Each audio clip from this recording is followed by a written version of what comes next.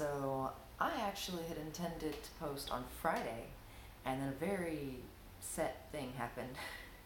So I worked on Friday. I worked on a set that I currently cannot disclose, and which is often how it is with movies. I've told you guys before. Just sometimes you are absolutely not allowed to talk about a project. We sign non-disclosure agreements all the time, and this particular one, like, until the movie comes out, I can't talk about it at all, even as a background actor. So even as an extra, I can't say even that I had anything to do with it. So something that the thing that happened was simply that I worked for 16 hours.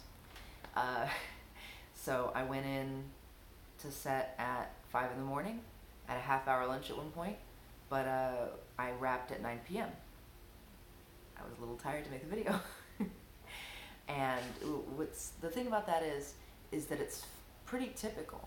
On a TV show, you expect to work about 8 to 10 hours.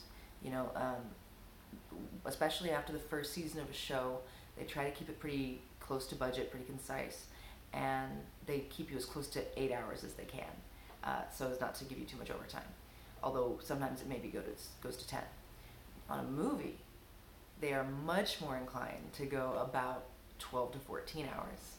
And of course, all the actors hope for 16 hours, at least if you're in the union, because it means a little bit more. So what happens is I'm paid the same rate up to 8 hours. If I spend an hour on set or if I spend 8 hours on set, it's exactly the same. I get my flat day rate, because the reality is I can't possibly go get other work on the same day.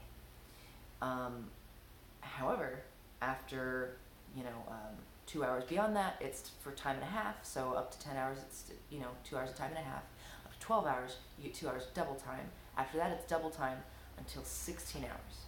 Now, once you're beyond 16 hours, at the thing people say is at 16:01, you make what's called golden time.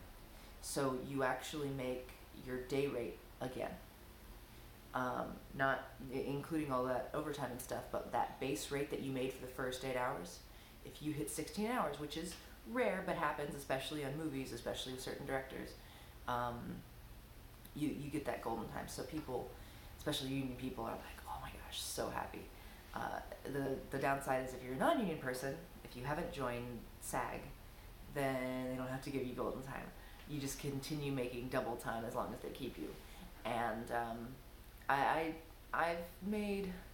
have done golden time before, only once as SAG, a couple times before when I was non-union. I know some people who've gotten into double overtime, so same thing, once it hits the first minute of the 17th hour, they made their day rate again. And it's a lot more, it can be rougher on crew members though, because I've talked to people who've had essentially full days on set, but I don't know the difference in how they're compensated. It's one of these things where what you can be doing is so variable. Some people ask me at different points what it's like or if they should come out here. If you can, get on a set. So central casting, if you're in the Los Angeles area, the New York area, or the Atlanta area, I don't know of other ones, but for sure they have those locations. Central casting does most of the background work. They hire most of the extras. So you have to make an appointment and go get your picture taken, fill out details, mostly regarding what you look like, and that's it. It's not so bad. If you're in, I don't know about those other markets. I don't know how it is in New York or Atlanta, but in the LA market, if you aren't like me and been with them for a long time and have a really good file, because I've had compliments on set and things like that, then it can be hard to get work through them without like a lot of effort on your part. So in the LA market, if say you don't have another regular job, what you want to do is get on set and get some experience, see what things are like, then you go to central casting. But beyond that, if you want background acting to be your primary income, you go to a call-in service. There are several reputable ones. As soon as you talk to people on set, they know what they are.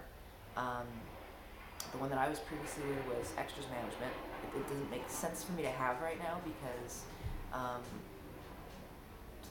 because I have an agent. I have an agent. She could, get me an audition the day before.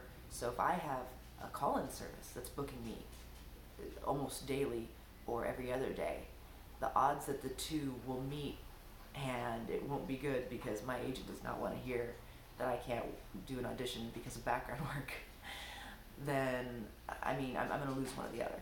So if you don't have other things popping up at the last minute, if you can, or you do have a regular enough schedule that you can block out a couple days and do extra work on the other days, it seems completely worth it to pay a certain group a set fee, a fairly low fee, to ensure that you have work throughout the month.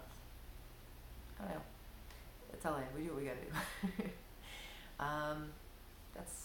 I hope this was informative. I think it was a little bit more straightforward, informative than I usually am. Any questions, let me know. And just to respond to one thing that somebody asked about, well, why not go into voiceover work? Well, it's another niche market. If I really wanted to get into voiceover work, I'd have to invest into a lot of sound equipment. It's actually a much more competitive market. It's a whole thing. If I lucked into a couple of voiceover gigs and suddenly had the startup money to really put myself forward in it, it would make sense. But it's not logical to chase that market when, that's not my primary goal anyway.